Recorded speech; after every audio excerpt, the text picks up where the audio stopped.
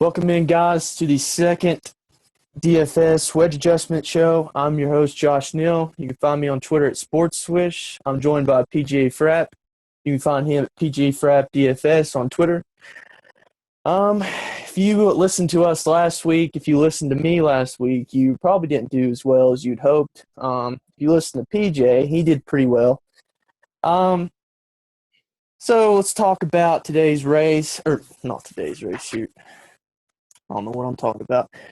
Tomorrow's race, the Camping World 500 at Phoenix Raceway. It's going to be broken down into three segments. The first segment is 75 laps. The second segment is 75 laps. And the final segment is 162 laps. Kevin Harvick won here last year. If you keep up with anything NASCAR related, this is Kevin Harvick's racetrack.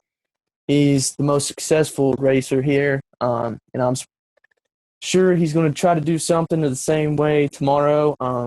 He's complained a lot about in practice that it's just not there, but I'm sure Rodney Childers will stay up all night trying to fix that car. But let's hop right into it as we did last week. We're going to start out with positions 31 through 39. Right off the bat here, I'll let PJ go first. Who do you like? Sure. In this range, I definitely like David Reagan probably the most. He's 6,000 on DraftKings this week. He's typically known as a good short track, flat track guy. This week, kind of similar to last week, we're going to need to find savings at some point. And, he's starting far enough back where he's literally starting like the furthest back, like that he could, like of the good cars that can kind of keep up with the pack. Because, if you look at his practice speeds and stuff, he's not like the Derek Coates, Earnhardts, the Timmy Hills that are just way off. If it stays green, they'll go 8 or 10 laps down. That's not really David Reagan. And he actually has a pretty good driver rating here. I think a lot of guys or a lot of players will go to Chris Buescher, and I don't like that at all. I don't either. His driver rating, I think, is in the 30s, and Reagan's is in, I believe, it's the mid-50s. I had it pulled up here just a second ago. See what it is. They're similar priced, and Chris Buescher's a little less expensive, but I would just rather pay the extra couple $100 for David Reagan. Yeah, his drive rating's a 54.5, and Buescher's is 37.2 since 2015 spring race. So and he's just a more seasoned guy. He knows how to get around this place, and he's starting far enough back where again it's really safe. So that's definitely what you're looking for, and you're going to have to save somewhere. So. Yeah. And like I was telling you earlier, I was playing around with lineups, and I think it's a similar situation to last week. There's a couple of guys that you're going to want in your lineup, and I know this ain't going to be the most sexy name. I know if you watched last week, I think it was last week or the week before last, Gray Galding, I think he blew a tire and he hit the wall and he was done for at the beginning of the race, but he's not good equipment. I think he's better than Cope, Earnhardt, and Neal. Obviously, I think he starts 36th, and here's the most important thing. He's 4,500. He's the cheapest guy in there. And I think I was telling you, you can fit – I think you can fit two 10,000 guys. I think you can have two 8,000 guys. He gives you so many options. And starting at 36, it's like we talked about last week, what you don't need much from him. There could be a couple guys early on have some wrecks. He could move up to 33rd, get you around 10, 12 points, but it's really what your other five guys are going to do. And I know for me, you got to have Kevin Harvick in cash because, like I was telling you, I'm going to be a heavy cash player this week. You got to have Kevin Harvick. If you don't have him, then there's no reason to play this week. Right. Like a guy like Jimmy Johnson, I was on him last week. I think he showed pretty good speed in the 20-lap averages there in happy hour. Guy like him. So Gray Galding's not going to get you a top 30. You got to understand that when you pick him, but he's 4,500. He's the cheapest guy, and what you can do on your other five spots, it gives you unlimited options. Really, you can fire so many different combinations like that with him in there. But yeah, I mean, if you're not going Greg Galding, like you said, David Reagan. I'm not going to be on Chris Buescher at all. I'll probably have some Reagan in my cash lineup, so like you said. But that'll do it for 39 through 31, unless there's someone else you see, which I don't. I mean, Cole Witt, I think, is fine again too. He's starting, far enough back where he'll still be okay. But I'd rather play Reagan in this Yeah, spot. But I mean, again, like if you go back and you look at, the guys that are, the quote unquote best in the world in NASCAR DFS, you're going to see a lot of Cole Witt, and it's because of the savings and the safety that presents in cash. So finding those guys, I mean, they're fine. Like the best in the world at this are riding Cole Witt, and it's just a safety play and a price play, and it makes a lot of sense. as it should be. So let's move on to 30 through 21st positions. Last week, I honestly thought this was going to be the place to get your savings. A lot of mid-tier drivers in there, and it just did not pan out the way we thought it would. Like you was talking about last week, I think you hit it right on the head. Track position, starting position, you got to be up there, stay up there, and really, I made a mistake, and I know a lot of people had Danica and Ricky and Cash, and Ricky, that was his fault. I think he had his axle came out of his tire, I think, something like that. Yeah, on the last pit stop, honestly, it was a fluke thing. Like Yeah, you can't. That's one of those, outliers. It's probably not going to happen. But, Danica, she had problems. I think Stuart Haas had a lot of problems last week. Hopefully they'll have those fixed. But, looking at this 30 through 21st, guy we talked about, Eric Almirola, I think, we ain't gonna talk about the Benedetto or Cass. So I think they're a little too far up for my liking, especially with their equipment. But let's start with Eric Almirola. Tell me why you like him this week. Yeah, I mean, again, he's the cheap guy who's starting so far back and who has decent track history. Last year, he was in the top 10 lineup in the spring, I believe. He came from 20th to 10th. So he has good history. He's struggling this week. But again, like they put it together last week. Oh, yeah. Really burned me not having him. So it was really hard like for me to click him, but like starting 30th, and I think it was average running position was 19th or 20th last week. I think he got up to 14th maybe at one point. Yeah, He was passing Jimmy Johnson. Finished, yeah, because just those last couple laps. But I mean, that's huge, like for place differential points, and it's just, yeah, he's safer, but he's also. I see he kind of has GPP upside this week because if they do get it figured out, it's typically a pretty good track for him. Yeah. Starting so far back again, I mean, you're pretty safe. Yeah.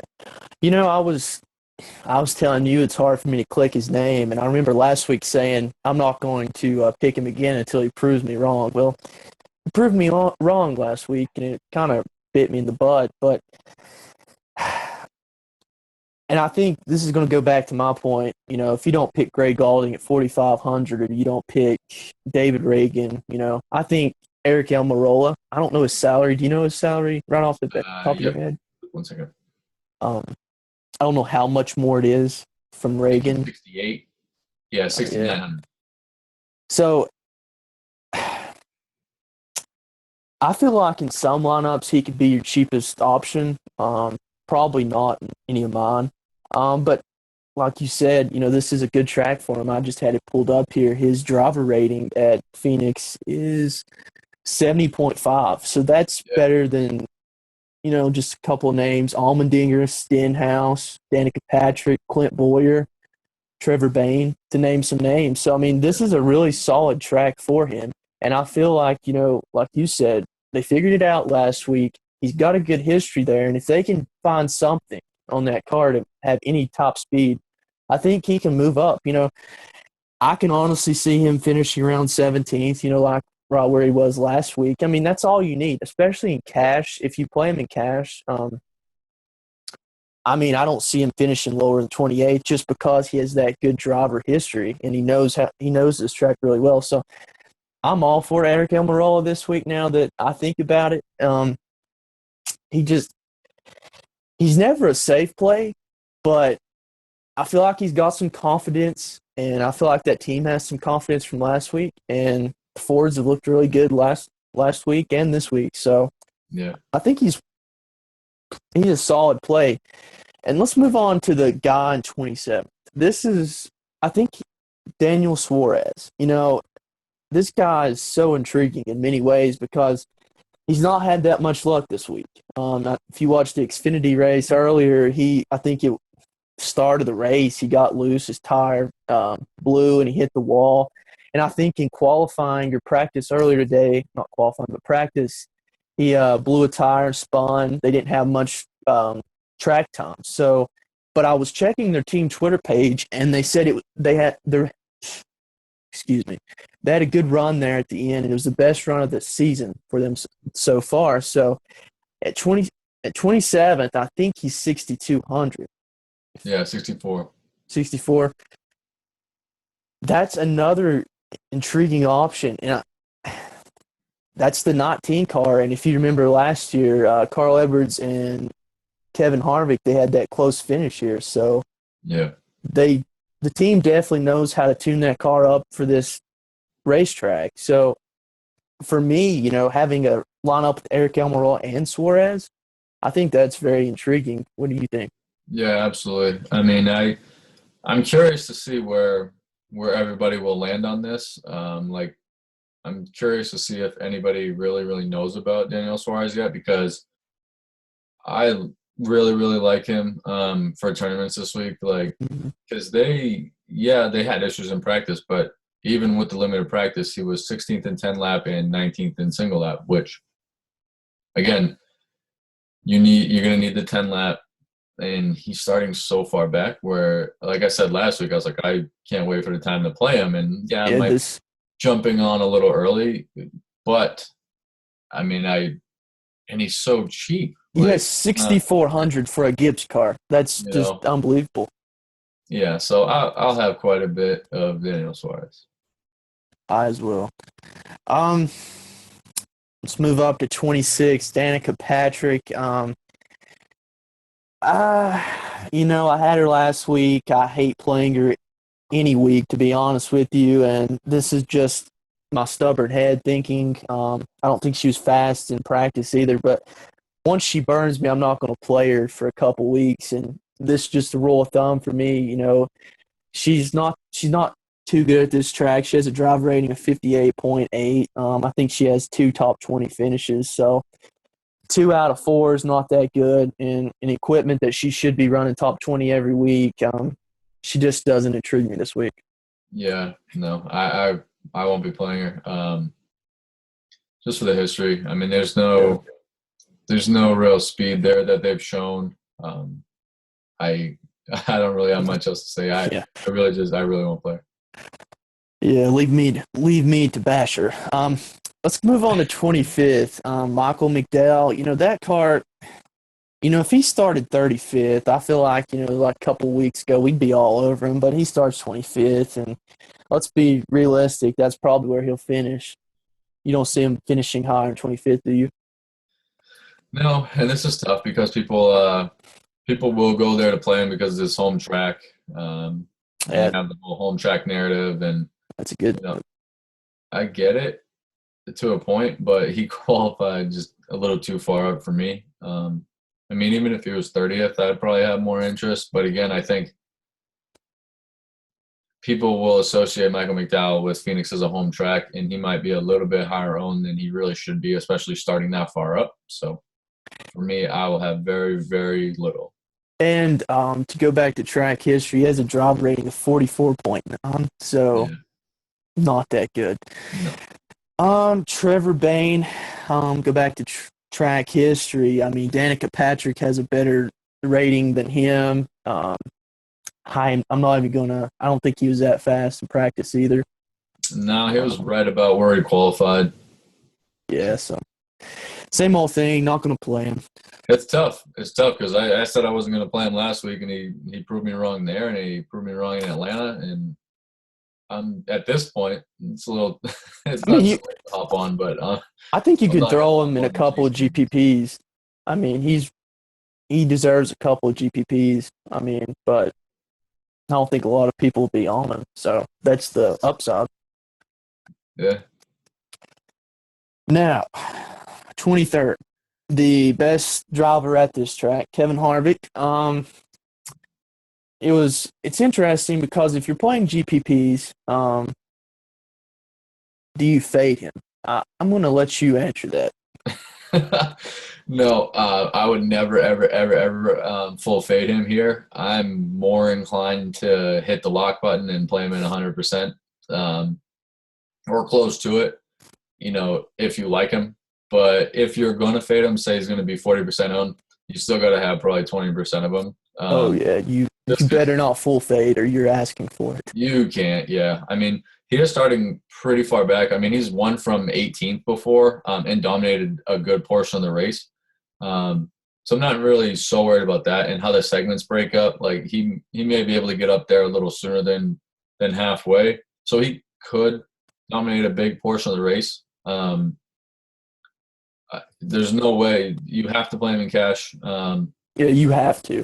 You Yeah, have like to. you literally have to. If you don't play him, you're not going to cash, I feel like. Right. I mean, and don't think back to last week and oh, he blew a tire and oh this and oh that and oh he doesn't practice that good and he's gonna figure it out. He's won 6 of the 9 races there since they repaved it. It's crazy So to think about. have fun fading that if you're doing that. Yeah, are you worried about his practice? They were complaining a lot about not being able to find the speed that he's accustomed to. Are you worried at all about that? No, they're so good at mid-race adjusting, and the track is going to be quite a bit hotter than it was even today. Mm-hmm. So that's not going to scare me at all. And again, it's such like barring a flat tire and a wreck, that's such a safe play because even if he doesn't win the race, and if he gets a top 10, that's obviously from 23rd, you can do the math. Like he's a complete lock in cash. Yeah. He wasn't on the 20 lap averages, but you know what?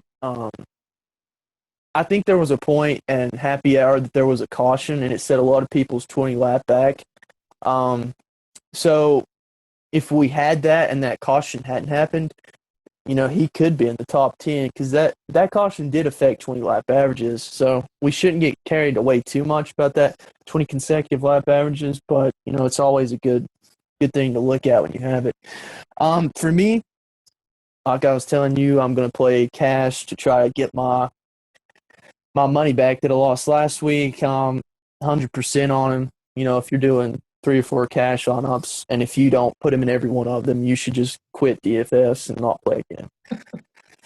Let's move on to Ryan Newman. And I was looking at his driver history. It's actually not that bad, but it's Not at all. It's not that good either. 76.8 his driver rating, but he's come the top 23 at the 4 times. I think that's right.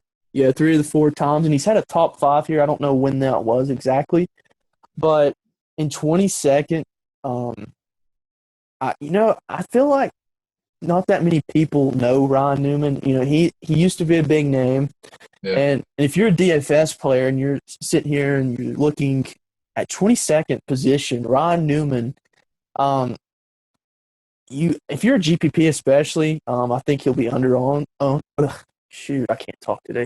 Under-owned. I think you gotta try to get more exposure to him in GPPs. Certainly in cash, he's a very good option. I'm probably not going to play him just because I think his salary is a little too much for me in cash. But in GPPs, I would definitely, if I was playing GPPs, I'd definitely get a good chunk of them. What's your thoughts on Ryan Newman? I mean, it's the exact same thing as last week. He's right next to Harvick again, and all the ownership's going to go there. So he's a great pivot. He's cheaper. He has decent track history, and again, he's starting far enough back where he can still get some nice place differential points. So yeah, I definitely have some interest in him, and I'll have him in a few. Good old Ricky Stenhouse Jr. sitting in 21st. You know, I looked at the team Twitter before the show, and Ricky, he said they're going to be up all night. They're going to try to put some speed in the car. They really haven't had it this weekend. Starting 21st. If he was starting where he came in last week, I would certainly have more interest in him. His driver history does worry me a little bit because he's only had one top 20 finish out of the four races. And he's 21st, and I just don't feel like he might be able to crack the top 15. But for me, I'm not going to pick him this week for cash, especially. No, I have very little interest in him. I mean, they did show some speed in the 10 lap. I mean, he was 13th, but Over the run, they kept saying their car would get worse and worse. So yeah, it's just I don't know. He's a really hard guy to trust. He has the nickname Reki for a reason. yeah, So him and his girlfriend, they tend to disappoint a lot. So yeah, all right, that does it for 21 through 30. Let's move on to 20 through 11 positions. Starting out 20th, AJ Allmendinger. I always like rostering him when available, but he's so hard to read because one week he will start 22nd, he'll come in 7th, and then the next week he'll start 23rd, and he'll come in 32nd. So right. for me, cash is a no-go. I Yeah, think that should be a given. In GPPs, he always has that chance. For me, I think he can come 13th, 12th, 11th. I can certainly see it. I right. think 10 lap averages, was he near the top 10? I don't think he was. No, 23rd. Yeah, 23rd. See, he's just so risky. I think he's still without his crew chief too. I think that's got a lot to do with the poor performance. Um, yeah, so I think when his crew chief gets back, they'll start doing better. But for me this week, he's a no-go. Yeah, no, I don't really have any interest in. You think kind of that like he would be a fit for this track because he's so good at Martinsville. Yeah, Um, and I know it's not like they're not exactly the same, but being flat like kind of like yeah, Martinsville is, but he just hasn't really done much here. So I'll honestly save him for Martinsville and the road courses. yeah. Um, let's move on to Denny Hamlin in 19th, and he's going to start in the back, but he's going to be scored from where am I? 19th. So for me, Denny Hamlin, when I look at driver history here, He's really good, oh yeah, there he is. really good. Yeah. Um, three top tens, one top five in the past four races. So, you know, him starting in the back, that's obviously going to scare a lot of people off. And I feel like he's going to be a very good GPP option because he's going to start back, a lot of people are just going to assume that he doesn't have a good car. They're not going to read the details into it. So Yep. for me, if I was playing GPP, why not? I think that's starting 19th, and he has good track history. And Kyle Busch is really good this week. So I'm sure if anything, they're going to go to Kyle Busch's team, get a little notes, try to fix their car up, and Yeah. I'd see him come top 10. Yeah. I mean, I like him a lot for GPPs. The last five of the last flatter short tracks, he's had top five DFS scores in each of the last five. Interesting. So he's elite at shorter flat tracks. So I hope that starting in the back will scare some people off. I'm not sure if it will. I hope it does because honestly, he's going to be up to about, I don't know, 25th range, top 20 by the end of the first segment. So I'm not really all that worried about it. There's not like huge upside because it's pretty hard to see him getting up there and dominating any Yeah. portion of the race. And in years past, there's typically only been 3 or 4 dominators for this race. So it'd be hard to see that happening. So he may not have huge upside, but again, I think at a depressed ownership, he's a good play. Yeah, most definitely. Um, Here's a guy that's really intriguing. And when I looked at the driver salaries this week, it really caught my eye. I was looking in the 7,000s, and I didn't see Paul Menard. And I kept looking, and I see him down there at 6,200. I'm like, what is this? And then I looked at the track history, and it's not like his track history is all that bad. Paul Menard at 6,200 starts 18th, and I started thinking, what would he have to do to just absolutely crap in the bed and make him a bad play at his price? For me, 6,200 just, I think it's too cheap. What's your thoughts on him? Because I'm all sorts of messed up on him. Yeah, I mean, it is too cheap. This one's tough just because It I really don't is. see I don't see the upside. He would be a cash play though, because he is so cheap. But again, like he's starting 18th. Like it's so hard for me to play him starting 18th. He did not look good in practice. 27th in single lap, and I think it was 26th in 10 laps. So I don't know. Do you It's just a tough play. do you think his ownership will be higher because he's so cheap? No, no, I think it'll be lower because of where he's starting. But it's just hard, Yeah, it really is. I get it, and you're gonna have to like save some salary somewhere. I just don't really see him moving up. Like, I mean, Yeah, I don't. what's a good race for those guys? Top 15. So, Yeah, you really. know, If he gets lucky and catches some breaks, a top 15 at best. it's just tough. I mean, of course, anything can happen, and I get that. But just for me personally, I will have very, very little. All right, moving on to his teammate, 17th, Austin Dillon. Um, yeah, for his price, I'm not at 17. He's playable, but I got caught in the trap last week. He was around this range, and I was all over him. And I think that was another one of my problems. I just nailed my stamp right here in this range, and it really bit me in the butt. As much as I would like to play him at 17, that team for me has not shown the speed that I would like. No, I will have none in cash, which is really weird for me because I normally if I'd see him at 17, I'd be all over him. But I learned my lesson last week, and he wasn't that good in practice. Um, Maybe if his salary is a little less, but I still, judging on practice, I'm not going to be on him this week. no, they were pretty bad, Yeah. pretty bad all the way around. So they nailed qualifying, but they didn't. They haven't really done. Today was a little rough for them, so I probably won't have him. Again, he's starting a little too high up because again, what is a really good race for them? Yeah, he might be able to get in the top 10. Yeah. But again, starting 17th, that's not exactly a If his smash play, if you will. if his practice speeds were top 10, most definitely, but they've not shown too much speed along with Paul Menard. You know, you just can't play him this week, I don't think.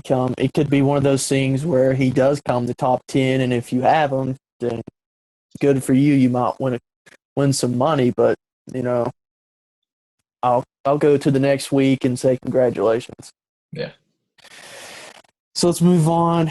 Martin Truex Jr., last week's winner, starting 16th. I think it's typically the same deal here. Practice speeds. Wasn't too impressed with his practice speeds. He's one of those higher up price drivers. I'm not going to have any of them. I wouldn't blame you if you had him. Starting 16th, and their team's on a pretty good roll right now. But for me, none. I'm not going to have any. What about you? I mean, it's tough because He is starting pretty far back, and they had he was 5th and 10 lap in happy hour. So that's tough because I think he can move up, and they are in a good little groove right now. I'm going to have to dig more into him as the night goes on and into tomorrow morning before lineup block, but I'm definitely interested in him because he is one of those higher price guys, and he doesn't have the big name at Phoenix or anything like that. So he might go overlooked, even being last week's winner. So He was 5th in 20 consecutive laps. Now that I look at it, yeah, and Eric Jones is doing real well this week. yeah. I'm gonna try again. What's his price on DraftKings? Do you have it? I do. I think that's going to be the key question here. Do you want to use that salary on him or? Right, it's 9,400. So he's right around Chase and Denny. So I think more people are going to definitely play Chase. Oh, no doubt. I mean, a lot of people are going to play Larson right under him too. So I don't know. GPP, fire him up. Yeah, it's a tough decision, I think, for me. I don't even think I should talk about the next one. Ty Dillon starting 15, just too high. Yeah, it's too high. No way. Starting 14th, and the guy that I was high on last week, he just blew my mind at how average he was. Jimmy Johnson, as I pull up the 20-lap averages, he was second behind Kyle Busch. Yeah. I think, they haven't had a top 10 all year. They're going to try their best. And I said it last week, and I'm going to say it again. I'm going to keep playing Jimmy Johnson until he does good. And I think starting 14th, I think I'm going to have him in my cash lineup just because I feel like he can go up there. And judging by his practice speeds, and they seem to be really happy with their car, I'm going to fire him up in cash. I feel like he's going to lead a chunk of the race, which I could be wrong because I thought that last week. But I think the thing for us DFS players, and you was telling me this, was move on. Don't let one day of bad luck ruin your strategy. And looking at 14th, I think his salary is $9,200 or something like that. He's really cheap. Yeah, 9,000. 9,000. I mean, this is Jimmy Johnson, a 7-time champion. Yeah. At that price, I mean. Yeah, no, he's definitely going to be a cash game play for sure. Have some in tournaments as well, but I think his ownership in GPPs is going to be a little too much. Yeah, just because his price and where he's starting. Right. Right. That's why he's such a good cash game play, though. Anytime you can get him at 9,000 and he's starting 14th, it's a really good match. You got to fire him up. Yeah. 13th, Clint Boyer. I was looking at Twitter. He said that he has a hot rod for tomorrow. They've been just terrible according to him, but they've had pretty good finishes. But for me, 13th, I think he's right around 8,000, somewhere in that range. Salary wise, he's definitely a good GPP player. Yeah, 100%. And they did show speed in practice. He's 7,700, so that kind of fits in there. And again, it's Stewart Haas and Harvick and how well they do here. And the one concern I have with him, I'm looking at his track history here. In the last 4 races, he doesn't have a top 20 finish. He's got a 55 driver rating. That's definitely going to scare people off.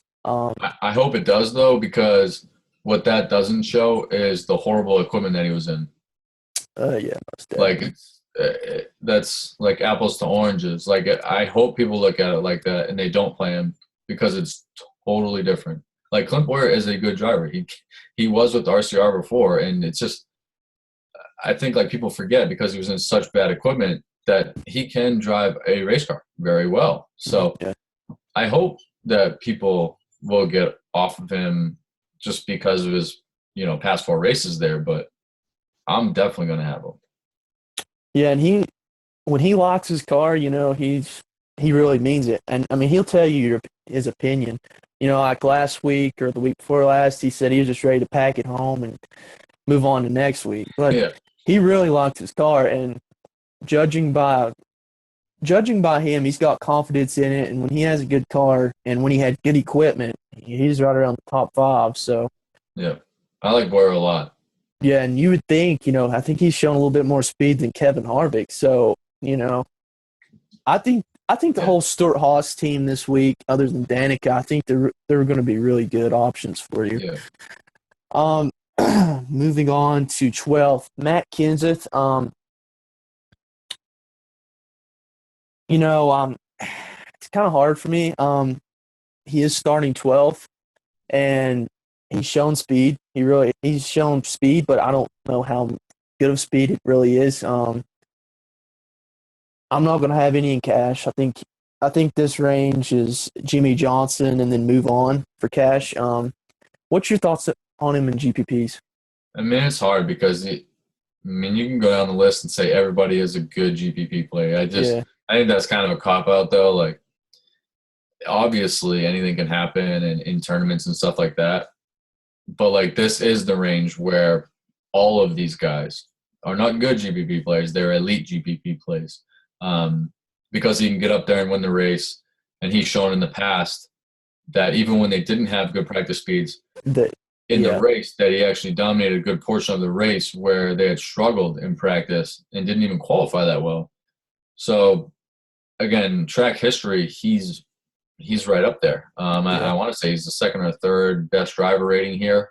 Um, he definitely knows the way around, and starting in 12th, that gives you some upside. Like that's this the whole range from 12, 13, 14, and 16 with Truex. Like Yeah, those are going to be really, really smart, GPP plays, and if they can get up into the top five, that's I think that's going to be the range like we was talking about last week, the bottom tier of the top 20. I think this range right here, that's what's going to win you the GPPs. right.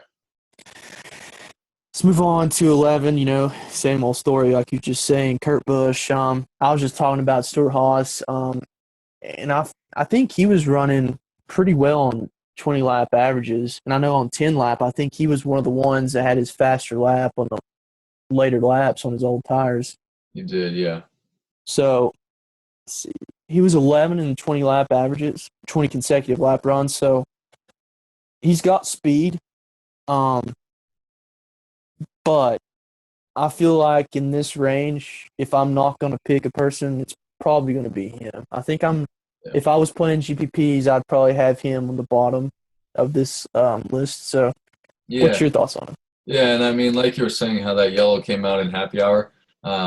Only 11 guys made a 20-lap run. So he was So, 11th out of 11, yeah, 21st in 10 lap, and then 23rd in single lap. So he struggled today. Obviously, he's in elite equipment. Obviously, he's a great driver. But again, he's starting a little further up than those guys that are really good tournament players. And I know it's just 1 or 2 spots, but what's the difference between 1 or 2 points? And it yeah. could be the difference. So for me, I won't have Kurt Busch. I don't really think he's that good of a play.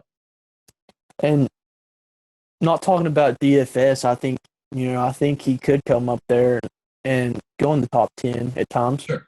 But, this is a DFS show. We're going to tell you your DFS opinion. So, yeah, I mean, don't play him. But normally when I say don't play someone, they'll come in the top 5 and ruin my day. But I mean, even if he does, though, even if he comes in the top 5, that's only 6 place differential points and whatever. I think it's 40 points. I mean, yes, like that's good. But again, like for his price, it's right. And the upside is not there for the risk. Like that has to be his best run, unless you see him winning the race, which I don't. He didn't have any speed. They nailed qualifying, but unless there's a lot of upside there, that's not really worth a play. yeah.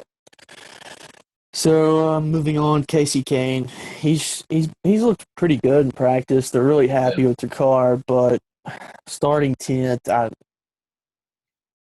maybe in some GPPs, but none for me. Yeah, I will not have any. He's starting too high up. And again, once you get in the top 10, You have to for lead tournament, laps. yeah, you really have to envision the guy leading laps and with the potential to win the race. Yeah, And there's no hope for that, I don't think, with I him. just don't see it. I mean, obviously, again, as we always say, like anything can happen. But again, you're going on, you know, on the probability of that happening. And the probability of that happening is nowhere near the probability of that of even Martin Truex, who's starting 6 spots back. So Yeah, I'd much rather I'm have not, Mark Truex. yeah, So here, Kyle Busch. I think they said on, Darrell Waltrip was saying he was fast in the 5, 10, 15, and 20 lap averages. Um, he looks really good. yeah, But Jeff Gordon was saying, once the 20 laps were over, they were complaining about it falling off a little bit. That was concerning a little bit, but he also said that most drivers were complaining about that. So right, I know he was your guy last week. I had a yeah, lot of him. He obviously got in that scuffle. I ain't going to call it a fight with Logano. I don't think he made contact with Logano. We can talk about this for a minute if you want to. I didn't see the contact. A lot of people said it hit. I didn't think it hit. Did you see it hit? no, no. And Logano actually came out on Twitter and he said it didn't. Yeah. But yeah, I was definitely high on him last week, and that wreck that it didn't kill me, but That's what it killed was me. nice. My lineup was already bad enough, and I was on the line, but that sent me Yeah, packing for the week. Just he was good too. I think yeah, he needed a little bit more speed and a little bit better luck. He was yeah, he was there, but yeah. not enough. This week, I feel like he's looking for some vengeance, and I really feel like this is a race that I think he can dominate. If I look at track history, he's right up near the top. He's third in driver rating. Yeah. And if you do not do driver rating, he ranks second in average finish. He has a 3.33 average finish since 2015. He's had three top fives, three top tens. He obviously missed that one because of that leg injury, but he's came in the top five in the races that he's raced here. Um, and for me, Yeah. I'm going back to him. Oh yeah. He can disappoint me again, but when we name our who we think's going to win the race later on, he's probably going to be my pick. I'm not going to say he is, but I feel really good about him this week just because all this stuff's happened. I feel like he's going to be so pissed off. I feel like he's going to try to go up there and race Logano. Now, that's what worries me. If these two get near each other, how's he going to react? Because he very well could, he could take them both out. And both of them, those two guys are two of my favorites this week. But, I'm a little worried about that. But if you judge the averages, lap averages, he's obviously my favorite play of the week. And I'm going to have him in cash. Him and Harvick are my two locks. If I'm making a couple of cash lineups, which I only make one, but he's going to be the first person I click. What about you? Yeah. Yeah. I mean, the last 5 times they were here, he's had top 5 DFS scores. That's all you need to know right I there. mean, that kind of bodes well. And he had the best day of anybody today by far. So yeah, he'll definitely be he'll be a staple for me in tournaments. I think a lot of people will go there. So I'm still Yeah, kind of gauging how much on the level exposure? of it. Yeah. Yeah. But And another key note for people, I know some people that watch this, they're not really that into NASCAR. So when you look at driver averages, you want to look at happy hour, the last practice. I know a lot of people are going to look at the practice, the early morning practice. That's a little bit different. There's a lot of different results in that. You always want to look at happy hour practice and judging by because this practice, the happy hour practice, it was most like race conditions. It's very hot, slick, and for me, that's what I really want to key on is that practice. I think exactly. there was a couple people that asked me, well, this guy was fastest in this practice, and I'm like, first of all, you need to know that what the track conditions are going to be, because there's been many times where a guy looks really good in the first practice and he's run 10 lap averages, and like he's an automatic lock for me. And I'm like, you got to just slow down here for a second. I think that's a really important note for people because, as you said, us people that have kept up with DFS and NASCAR for a while, but that typical average fan, they're not going to know that. So I Right. figured I'd add that in. Yeah, absolutely. Absolutely. It's like Friday practice. Friday practice, you could throw it out the window just because they're only practicing for qualifying. So it's like ridiculous. Exactly. And there's a couple people that'll ask me, why come you don't look at single lap runs? And I'm like, well, that's not really going to matter that much, especially like you said, first practice. That's all qualifying based. Right. But Joey Logano, I think we'll talk about it here in a minute. But if he's up there, if he's first on a late race restart, that's where it could come to play. But you want the guys that on long runs. That's what you really want in DFS. Right. Absolutely. So let's move on. Kyle Busch was the strong play. Eric Jones, he ran really well last week, but it was right around where he started, so he really didn't have that good of a score. Right. Non-DFS, he's a solid play. I mean, if you're not going to play DFS, I feel like if you're on like NASCAR.com, that fantasy league, fire him up. But Sure. DFS, I don't think you can have him because, like you said, you got to be able to lead laps. And if you come in the top 5, without leading laps, it's not really that good for his starting position. Right. Yep. No, I will have 0. Easy enough. Chase Elliott, he's so intriguing because I'm not going to have any of them. Yep. I know a lot of people, it's the same old Dale Jr. thing. People are going to pick him because it's Chase Elliott, Dale Jr., Yep. I think the way his team, the momentum they have, they're the best in Hendrick right now. he loves the slick track. He's just been on a roll lately.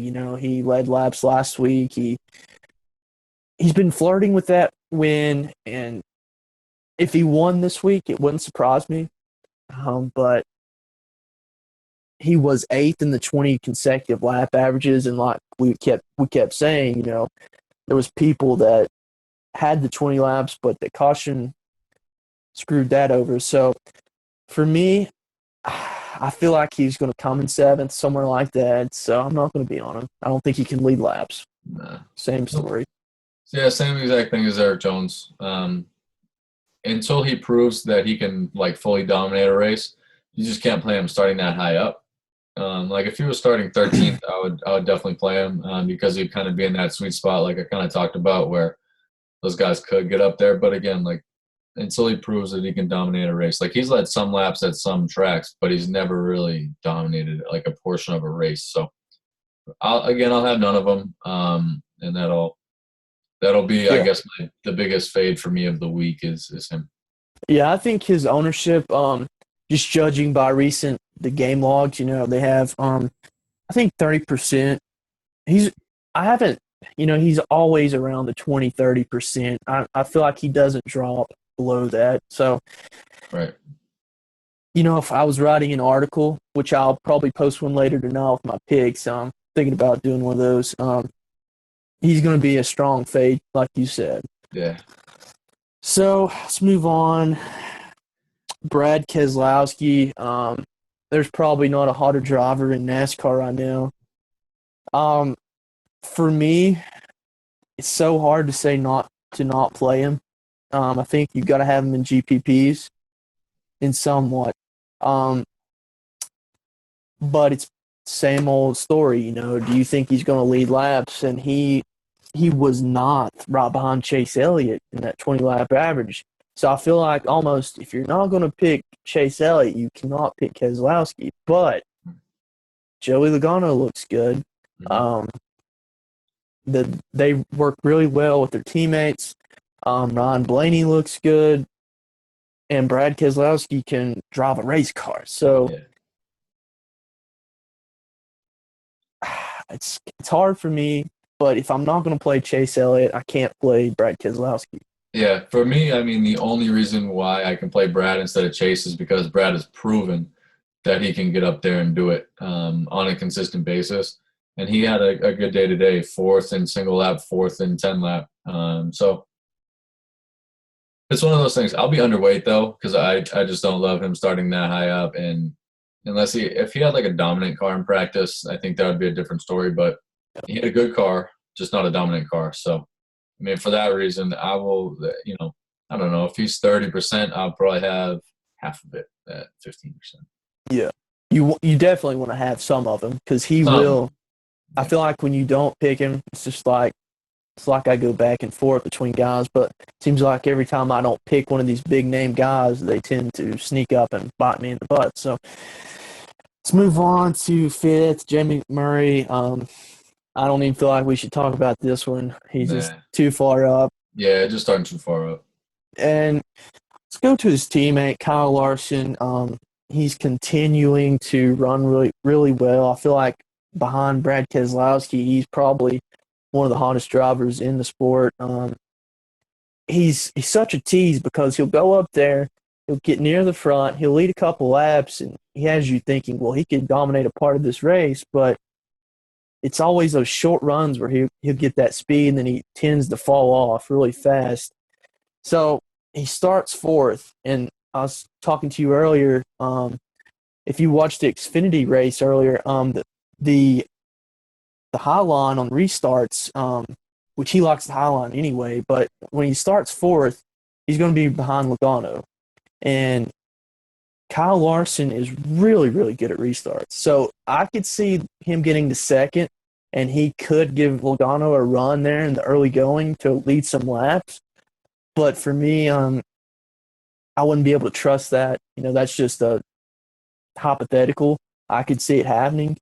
But if you really don't think that's going to happen, definitely wouldn't pick him. Um, Right. if I was playing GPPs, I would definitely have a couple lineups with him just because I feel like he could get up there at the beginning of the race. But he's gonna be around the top five all day. I feel like top 10 at least. Yeah, He's just on a roll. But I feel like the majority of people will not be on him, and they right. shouldn't be. Right. Yeah, 100%. I mean, I'll be underweight on the field for sure. He obviously can, but again, he has not really proven that he can get up there and dominate a race for any part of any length of time. So I don't really see the huge upside. He could win the race for sure, Yeah.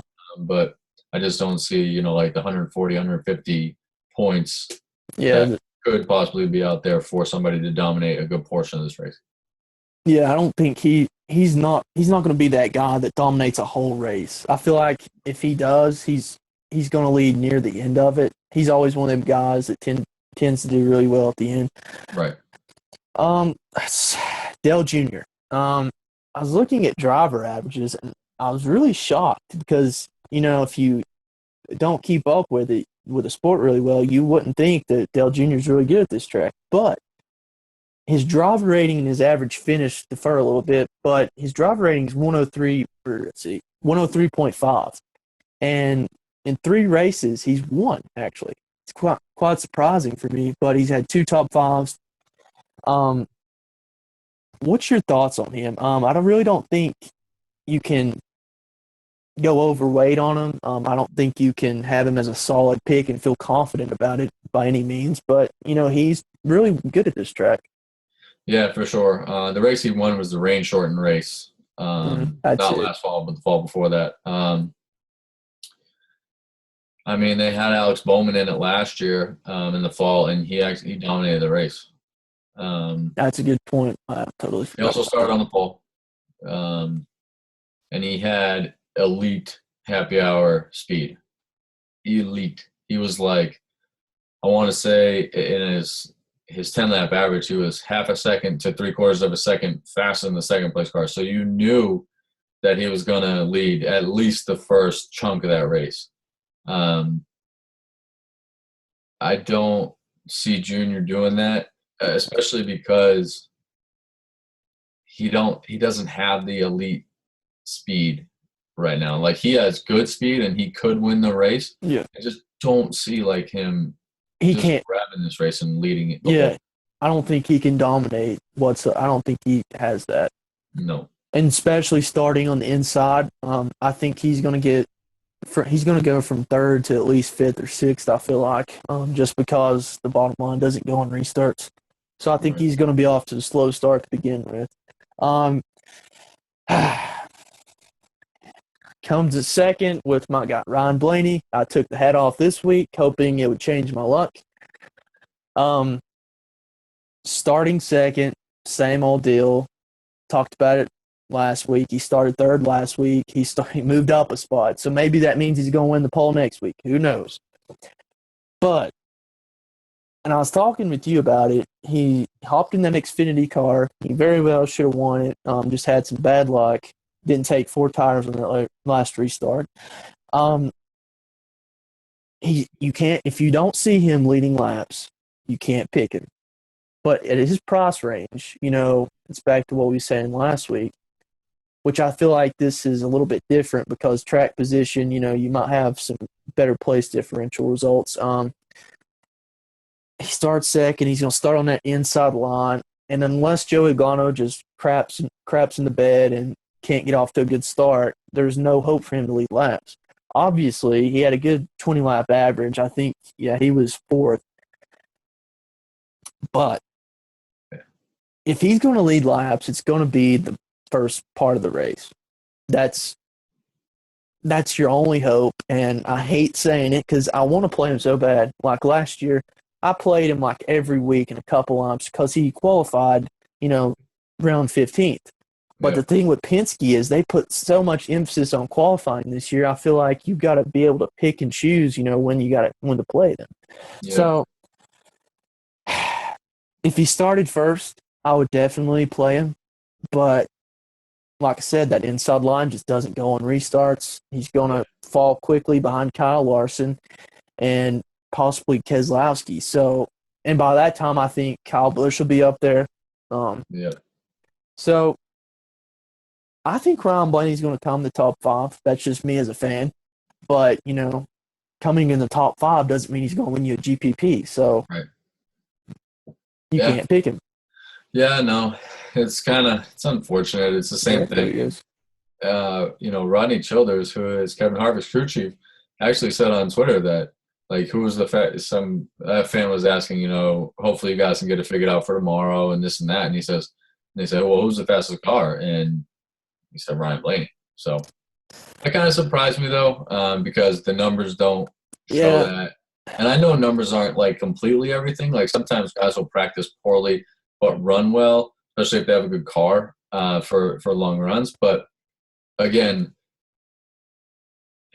I just can't see him getting out there, like we kind of talked about last week, unless you're going to take over the lead in a hurry. Yeah. Lead at the first segment, I don't see it. And another point to that, the 20-lap averages, 15-lap averages, they're all good and all. But those guys, those crew chiefs, those guys, they have some monitors that tell a little bit more than those 20-lap averages. So he might be hinting at something that we haven't seen. So, but as a fan, and as close as I watch him, I really don't see him. I really can't see him winning this race. I'd love to see it.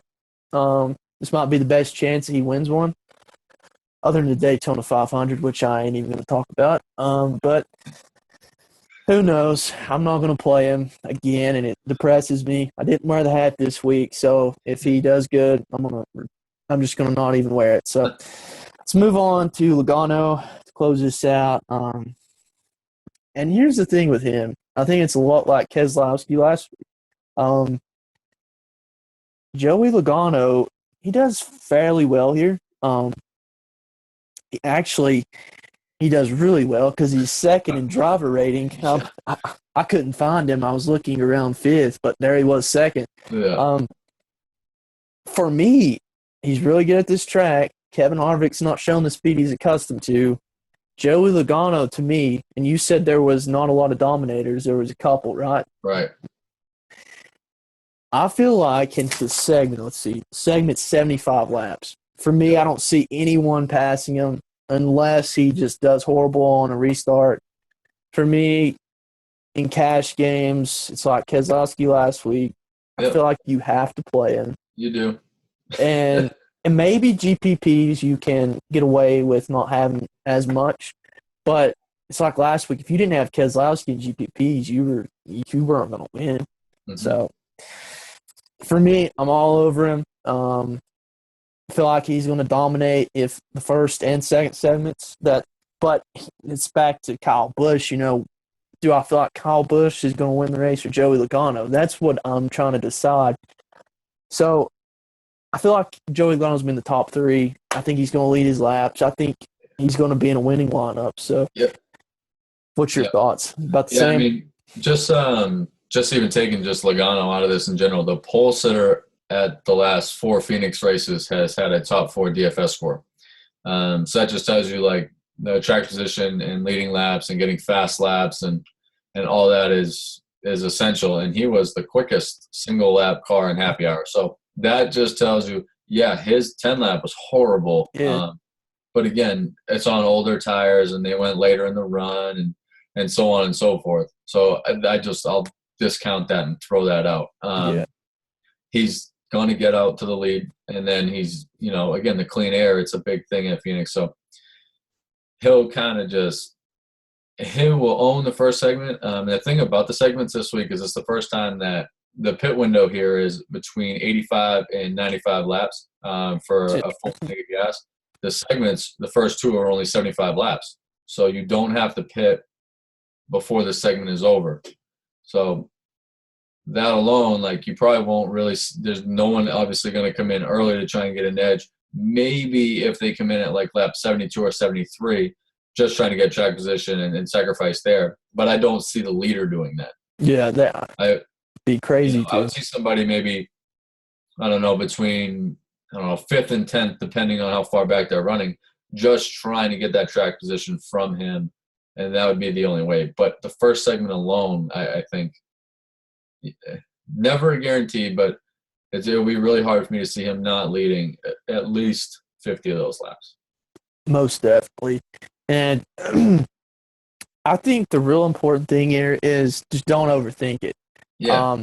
Do not overthink it, because I've had times where I'll just try to talk myself out of playing the pole sitter, but it's Joey Logano. And you could say the Kyle Busch thing like last week. He's sort of going to be pissed off because a lot of people make him seem to be the bad guy in this, so he could try to come out here and make a statement. He's obviously going to have that kind of character. And he drives really hard. That's the one thing you can say about him. He drives really hard. He gives 100% effort every lap. Yeah. And I expect no less tomorrow. So, I think that's going to lead us into our final segment here. Let's start out with who do you think is going to lead, who do you think is going to score the most DFS points? I think the most DFS points is going to be Logano because just the laps led. There's only been, I want to say in the fall race, there was 4. In the spring race, there was only 3 dominators. So typically the highest score is between 120 to 150 DraftKings points. And that is a massive amount of points because in order to get a top 10 DFS score, you only had to score 36.5 DraftKings points. So if you go 10th is literally – so 10th place in DraftKings scoring is 36 points, and then first is typically between 120 and 150. That's a massive gap. So you really have to get like your one dominator right. And even if he doesn't win the race, even if he comes in second, he's still going to lead a great chunk of laps, and he's going to be – you're going to have him to win. On the track. You're going to have him to win a GPP or caps, So I just fully think it's him. All right. I'm going to go ahead. Is that going to be your pick to win the race? That's my winner. I think he dominates from green to checker. I don't I think he leads at least half the race and wins the race. Hmm. Yeah. As boring as that is, but that's Yeah. just There's going I to be a just lot of really unhappy think. people if that happens. What's that? There's going to be a lot of unhappy people if that happens. Yeah, I But mean, it might make for a boring race, but say if he gets back in in traffic for a little bit, but I don't know. I mean, these races at Phoenix have typically been not boring, but they've pretty much been by the book where track position is big, the air out front is big, clean air, and he's fast, and he's been fast all weekend. So I yeah, don't and to add to your point, if you watch the Xfinity race there at the end, I think Eric Jones was leading Allgaier there for a short amount of time, but there was like 30 laps. He just couldn't get by Eric Jones. It yeah, just showed you how important track position was. right, And, going back to that single lap run where you yep, can factor it in, if there is a yep. late race restart and he That's is yes, first or second, yes, he's got to one be hundred the percent. favorite. 100%. That's why I like him so much is because even though his 10 lap wasn't good, there was only two guys that went out on old tires to do their 10 laps. He was the faster one of the two. I think it was about 20th and 10 lap on the old tires. But again, he has that single lap Yeah. speed combined with his overall speed. It's just I have a hard time seeing him not winning the race. Here, I don't want to be the bad luck guy or anything, but it got me thinking. What if Logano, Busch, and Larson are top three? If you got Kyle Busch and Joey Logano battling out for a win on a restart, Kyle Busch is good at restarts. He's probably Oh the yeah. best restarter, and I would pay. I hope to God that happens tomorrow, and that I hate to play the devil's advocate, but what if they wreck each other? Some Nah, guy but I really think at that point it wouldn't matter too much because you'd have to have Logano. that's what I'm So saying. yeah, so he checks all the boxes that you want to. For me, yeah. Yeah. So for me, Yeah. so for me, the most DFS points. I'm not going to pick Logano. He could be my pick, but obviously you described everything that I would say. So if I'm not going Logano, it comes down between Kyle Busch and Kevin Harvick. And Yeah. I guess, you got to know what Rodney Childers is thinking right now because he's probably sitting in his notebook and he's going to go so hard tonight. I feel like he's going to be up all night trying to figure out what adjustments to make. And I'm sure they're going to do fine. I'm sure he'll come in the top 10, if not top 5, and if not, lead some laps. But I don't think he can lead as many as Logano.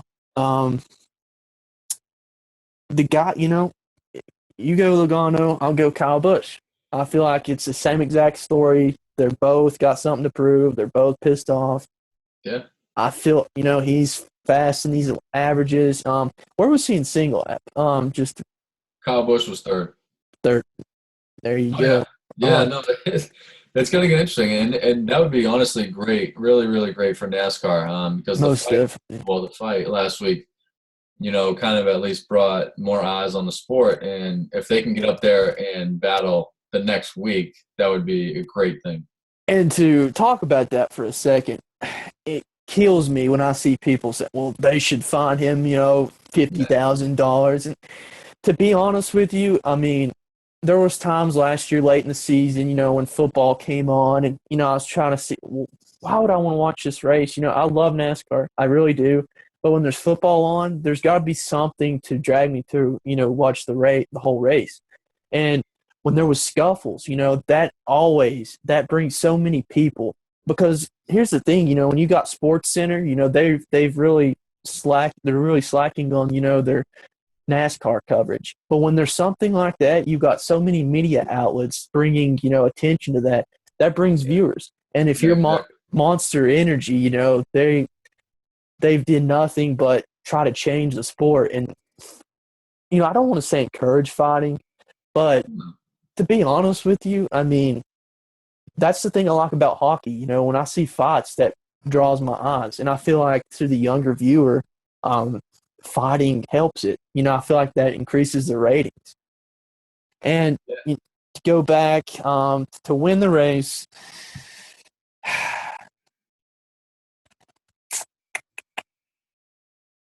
I feel like I almost have to pick Kyle Busch since I said that, but I I think Logano is going to win. Really do. But what the heck? I'm going to say there's going to be a late restart. Kyle Busch and Logano take each other out. Last lap, Chase Elliott comes by, takes the win, wins his first race. I feel like it's not going to happen, but you picked Logano. I ain't going to steal your thunder. So.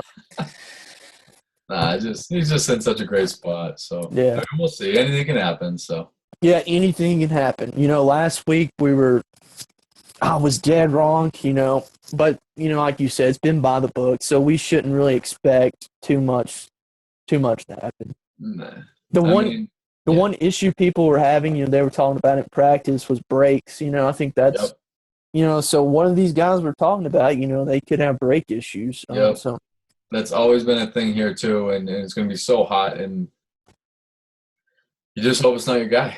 Yeah, but for me, it'll probably be Kyle Busch, and I'm sitting here next week, back in the same spot, but let's hope not. That'll wrap it up, guys. Thanks for watching the Wedge Adjustment. We'll be back next week around the same time. Hope you guys enjoyed it, and if you liked this episode, make sure to subscribe and like. Thank you. Thanks, guys.